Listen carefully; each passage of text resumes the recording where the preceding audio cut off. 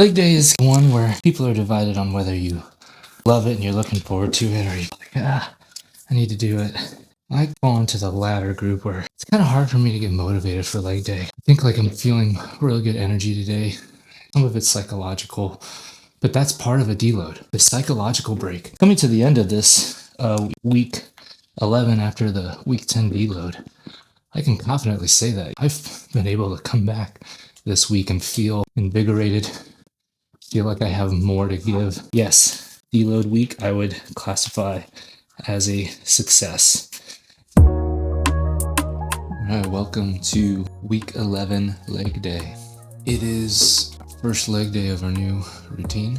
Let's see what we have in store for today. The new workout routine for legs is squat. No surprise there. Bulgarian split squat. Oof, stacking those back to back will be interesting. Romanian deadlift. Standing leg curls, which I'm gonna do on the cable machine with an ankle cuff. And single leg standing calf raise. So that will be an interesting one to try and film because I do it on the edge over here, but a little bit different than normal. Normally I do 4 movements. We're doing 5, but instead of doing 3 sets of leg curls and calf raises, I'm doing 2. So that seemed to have worked. I did that on a couple of the other days where I squeeze in a 2-set exercise, and it seems like it still allows me to stick to the 1 hour time limit. So I like the way that's been going. We'll see if we can keep to that today. Let me get my shoes and my knee braces on, get the weight for the warm-up on, and we'll get going. Also, I said knee braces. These aren't really braces. They're not wraps, but they're just like these little neoprene sleeves. They really just keep the joint warm and give a little bit of compression. So I would have to double check. I don't know if they're legal for powerlifting competition. They might disqualify you from considering it raw. I know you can use wraps, but I don't know if these would qualify. I'd have to look it up. All right, warm up set 1. Let's go.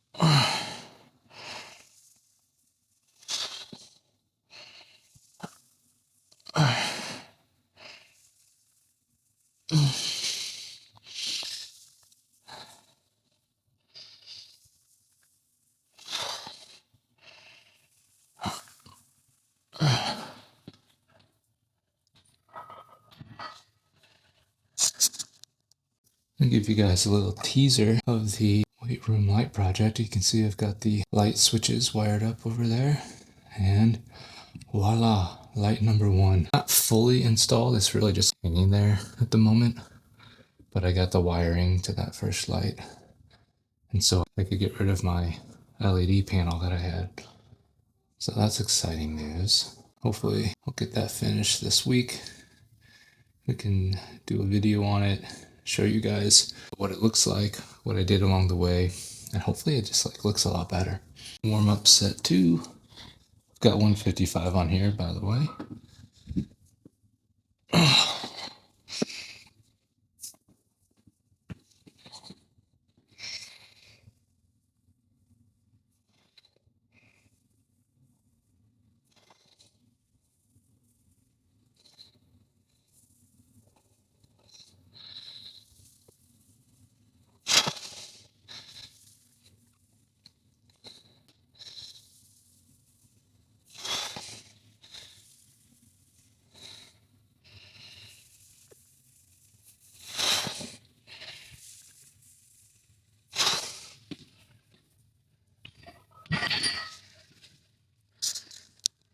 All right, warm up set 3. Here we go. 225 on here now.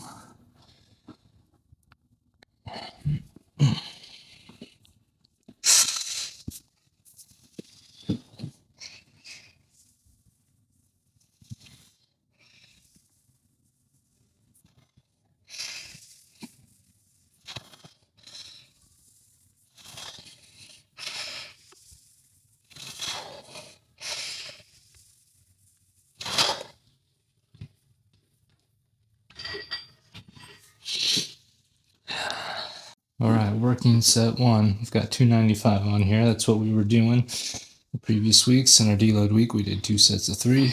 Ideally, we'd like to get 3 sets of 4 today.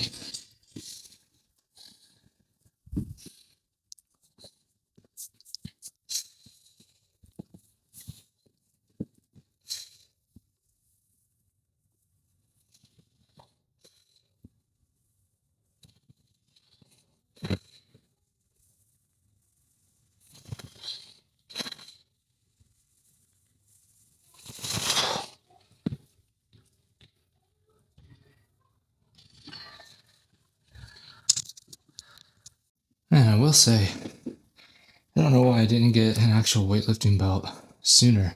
That, man, when you get it nice and tight around your core, just really provides something for you to breathe in and just like, man, you feel like you're just pushing out against it. And man, it just feels like the core is so stable. Not that's the same thing I'm doing normally, but it just feels like having that little bit of external pressure to the belt. That 295 felt a lot easier than it has in weeks past. And I don't think I've gotten that much stronger. So I wouldn't be surprised if we're able to increase reps over the next few weeks and maybe get this bumped up to 305 soon. Well, I just looked it up, and the neoprene knee sleeves, as long as they're a certain thickness, you are eligible to use those in powerlifting competitions, and they do qualify for raw. So I think between a belt and the knee sleeves, if we could get this weight up, I just need to work on my deadlift. Then I think it might be interesting to try and enter a local competition. That'd be fun. Let's get this second set of 295 squats. Before I start making grand plans, we need to finish this cut.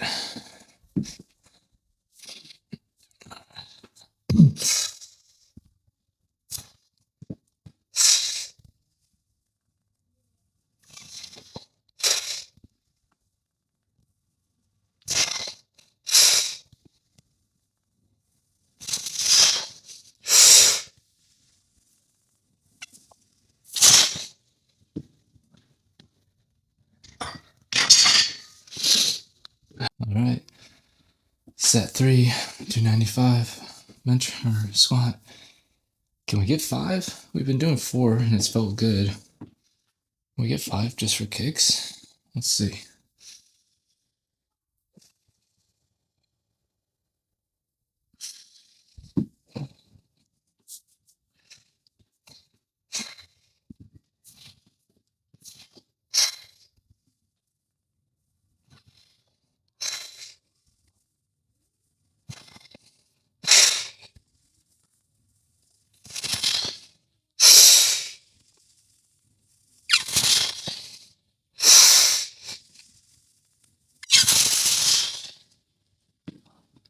Oh yeah. Oh yeah. 5, easy. I think I get 6 next week and move up to 305. Leg day is one where people are divided on whether you love it and you're looking forward to it, or I need to do it. I fall into the latter group where it's kind of hard for me to get motivated for leg day. I can psych myself up and think, all right, I'm going to crush legs. But it's just not as easy to get excited about as it is for push. And even pull. Push day is probably my favorite, and that's probably just because again, you like the things that you're good at. I don't love long distance cardio. I like sprint cardio. I'm much better at sprinting. Same thing. It's not that I dislike leg day. It's just hard to get motivated for it. Anyway, I bring that up because I think I'm feeling really good energy today. Some of it's psychological, but that's part of a deload. The psychological break is part of the deload, right? You're not just giving your muscles a break. If you're planning your routine correctly, you're giving your muscles enough of a break throughout the week to recover. It's about everything else. It's about your mind and your mind-muscle connection while you're lifting. It's about the interconnective tissue and your central nervous system. It's about giving that stuff a break. So coming to the end of this week 11 after the week 10 deload, I can confidently say that I've been able to come back this week and feel invigorated, feel like I have more to give than where I was in week 9 and week 10 for sure. So yes, deload week I would classify as a success. The calorie increase probably helped a little bit too. The scale probably shows a little bit that we've stalled for week 10, and probably week 11 will look like, oh, we've only gotten back to where we were week 9. But the mental benefits and the benefits I'm going to be able to bring into the weight room for the next, hopefully, 9 more weeks will speak for themselves that it was worth it. If I hadn't taken that break, I think I probably would have crashed this week or next week. I would have been skipping workouts. I would have been overeating.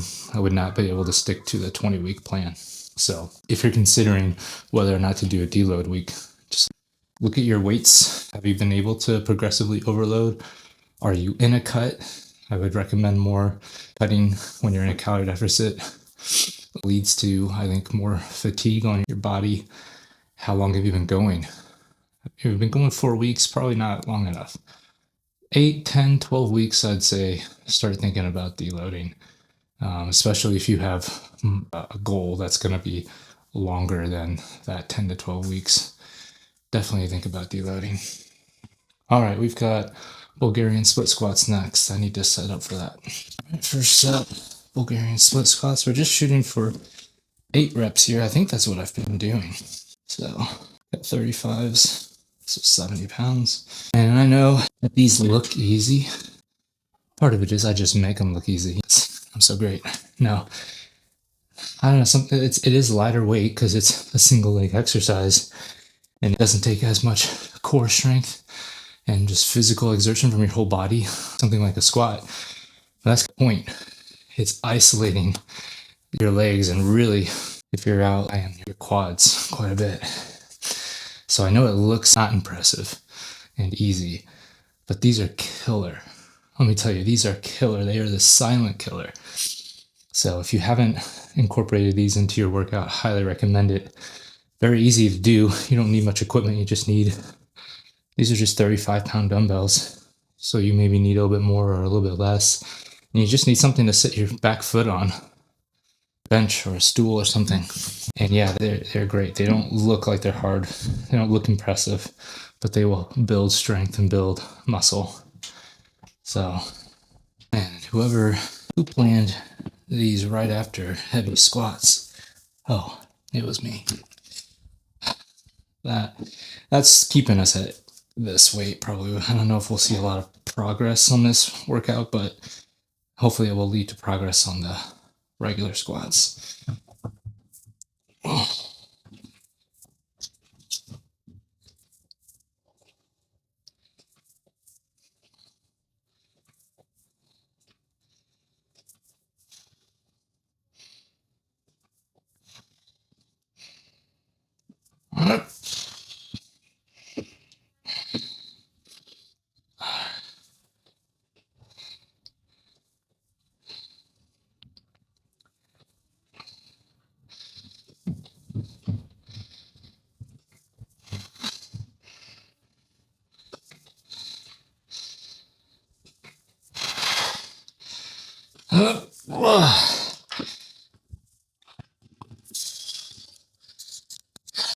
One of the tricky parts about setting up for this is to know how far away to get that lead foot. So if you stand too close, bent over. If you're out too far, you are putting too much pressure back there. So I just know how far. But one way to kind of figure it out is to sit on the edge of your support, stick your foot out, put your heel down, stand up. That's about as far as you should be. It's okay to have that knee going right above your toes.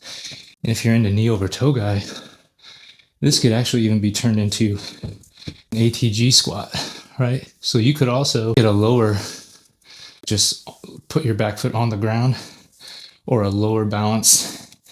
And if you need to, you can elevate from this side. And then that ATG squat is when you try to squeeze your hamstring to your calf. And so you could turn this into that. You could do that. And that is something you can do with weights or without weights. And if you haven't seen that workout, I recommend checking out Knees Over Toe Guy's channel and his ATG split squat. That's really good for strength, but also for mobility. I like Bulgarian split squats because I can load them a little bit more. And all right, third set. Bulgarian split squats. Here we go.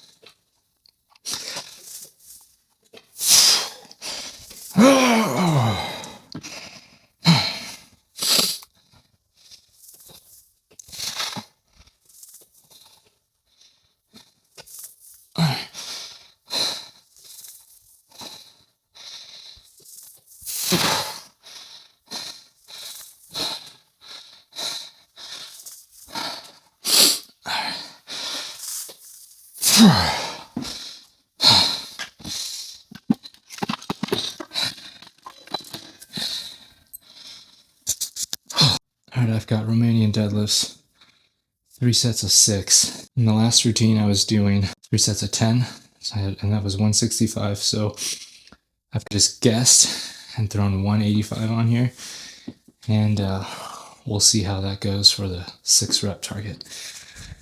I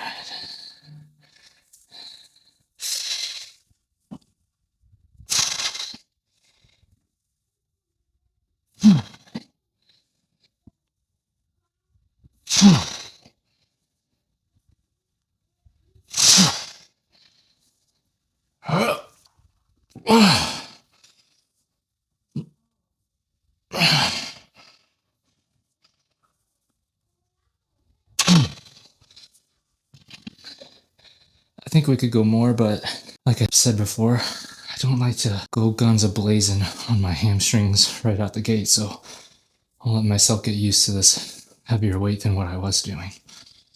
But, so maybe 3 sets of 6 or 8, we'll see. All right, set 2, RDLs.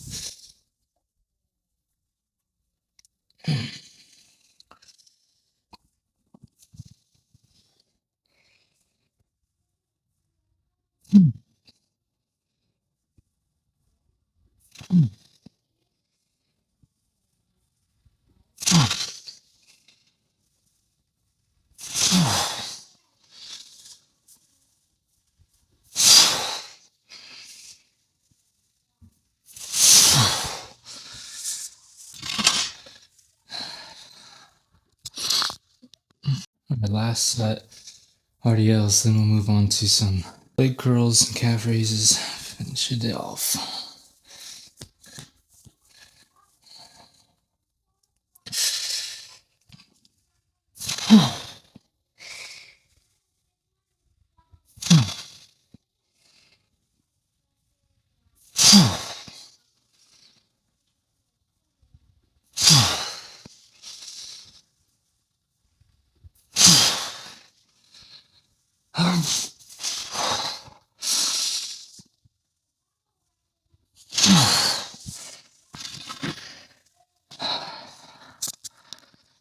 So every now and again I get a new piece of equipment.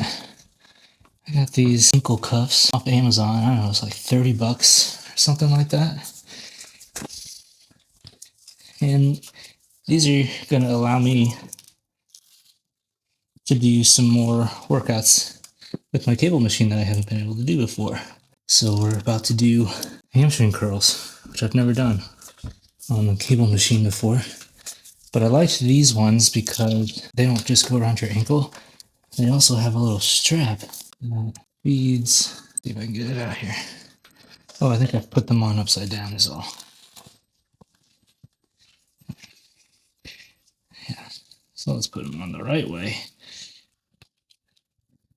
And I'll show you what that cool little heel strap does. Get my, so it can goes under to kind of give you a little bit more support. It just feeds through here and velcros. So now it's secured to the heel too, which will give me a little bit more stability as I try to pull back, right? These ankle cuffs aren't going to slide up or down too much. So yeah, let's try it out. All right, I have no idea how much weight to expect here. We're doing 2 sets of 10. I'm gonna get hooked in. I just threw on 15, so that should be 30. Oh, I need to get that. Helps if the cable is on the pulley. Oh, shoot. Fix that real quick. Long story short, got the cable back on the pulley. 15 pounds on either side was a little heavy to start, so got 210s on there for 20. I don't know if that's an actual 20. If you went to a cable machine in a gym, there might be a little bit more friction on my system here, but let's try it out. One.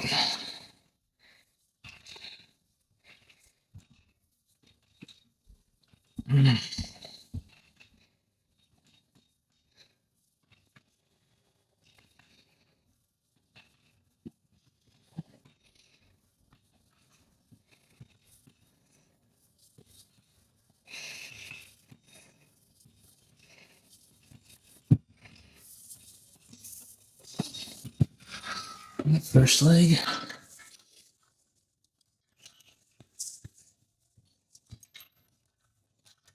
Second leg.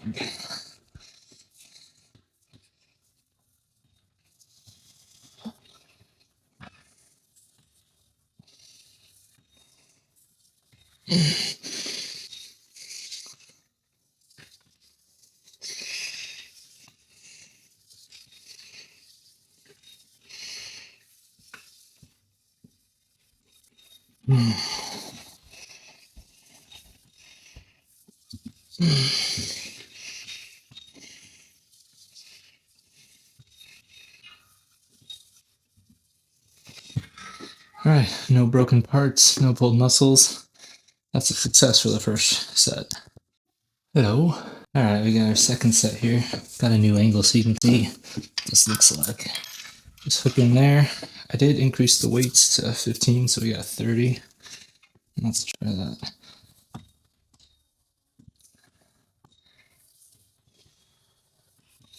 That's more of a workout, yeah.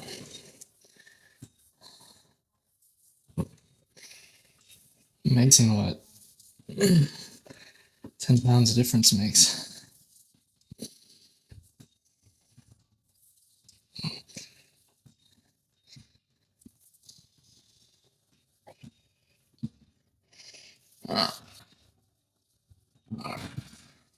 I think I've got to be kind of careful on this exercise. It's easy to recruit other muscles and joints.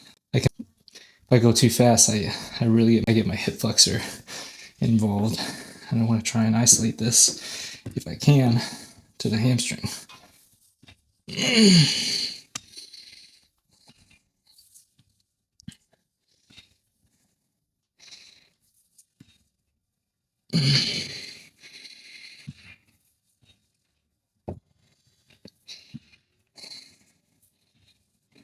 I guess that's the nice thing about traditional machines is that they have braces to prevent you from using other muscles. I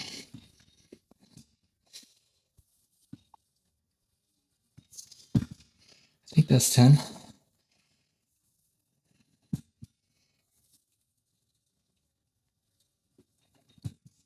That'll be 10 or 11 for sure. All right, that's it for this. All right, let's try these single leg calf raises. Normally, last time I did these, I had enough room between the weight room floor and the other floor, but now I've got that golf mat there. So it's gonna be, so I've got this 35-pound plate to help give me some elevation, some height difference, so I can go down into the calf. And I'm starting to doubt if whether 135 might be too light. All right.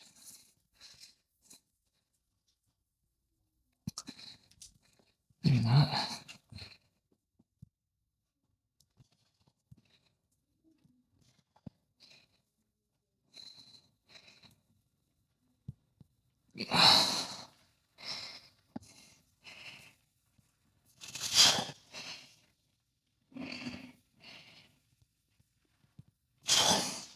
It's hard not to use the other foot.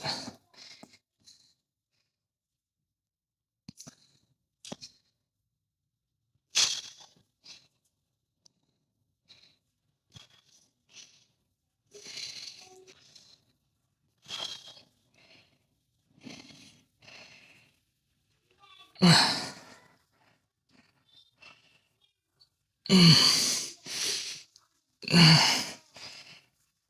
that felt like a good workout. In case you're wondering, I'm doing single leg calf raises because, not to brag, but the way genetically my body is built, my calves are just a little bit stronger than I think the average bear.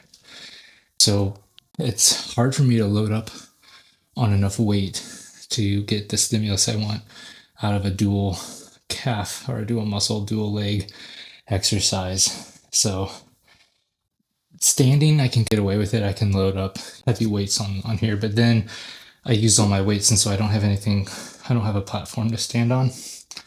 I could solve that by just building something or buying something.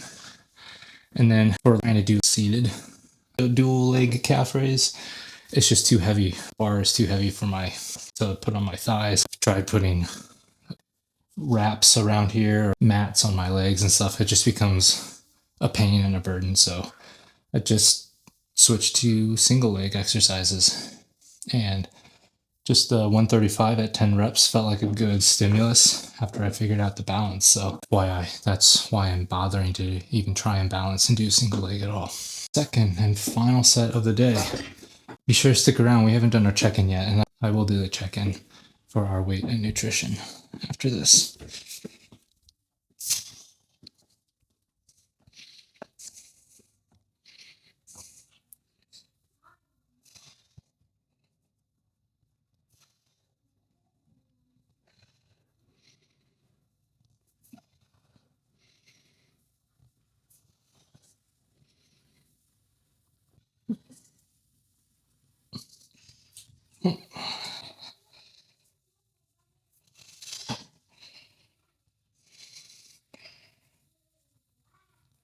Woo.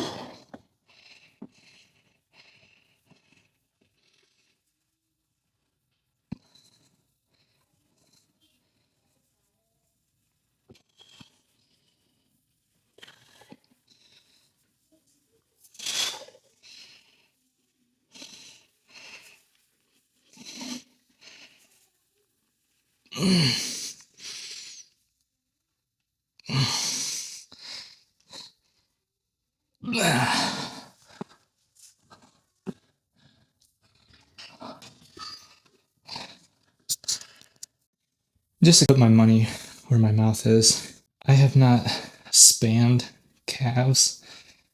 I pretty much have had this same size and definition from a young age, like middle school. I mean, I'm not like a bodybuilder or anything like that, but all that to say, like, I haven't necessarily been training my calves specifically, other than the occasional calf workout. But really, the main reason I even do calf raises at all is for the mobility and to prevent and help fix plantar fasciitis. So if you've ever had that pain in your heel, maybe you get it after running or working out or something, calf raises are a great medicine for that. And that's the main reason I do them, not for strengthening or getting more size in my calves. It's really just for the Achilles or the plantar, both of those really, for that whole kind of ankle, heel, under the foot section. Just really, I find it has cured it. I had nasty plantar fasciitis a couple of years ago because I ran a mile when I wasn't trained for a mile. I ran it for time, and it just killed my feet. And then I had plantar fasciitis for the next year. And it probably would have been longer, but about 6 months in, I started doing calf raises every week. And that seemed to help me quite a bit. Now, for our check-in, you can see yesterday we ended up at 1742, a little higher calorie, but when we go into the actual macros, I think you'll see that it ends up being fine. And then our average for the week is right, 1622. So we're still on track. We still have a few more days left. So we're going to try to stick closer to that 1600, try to get our body weight back under control, our water weight back under control. We are making progress. Today we weighed in at 190.7. So there is a downward trend. If you just look at the peak from Friday after Christmas, that was the heaviest we weighed in. Lots of excess water weight, maybe a little bit of extra fat, but it's all coming back down. We're now getting back to that place that we were in week 9. If I go back to, let me find week 9 here, average of 191.3. We had some low weigh-ins, sub 190. So I'm hoping this week, maybe if we can stick to our calorie plan, to get into a sub 190, 189.9, nothing crazy. That would be cool. Average for the week 191.7, which is good because we wanted to match our week 9 191.3. That's the goal. If we can get to that this week, chef's kiss. So that's the goal there. Real quick, I talked about the calories for yesterday. 1742, 161 grams of protein, not bad. Nothing out of the ordinary, except for dinner, since it was New Year's Eve, we had some steak.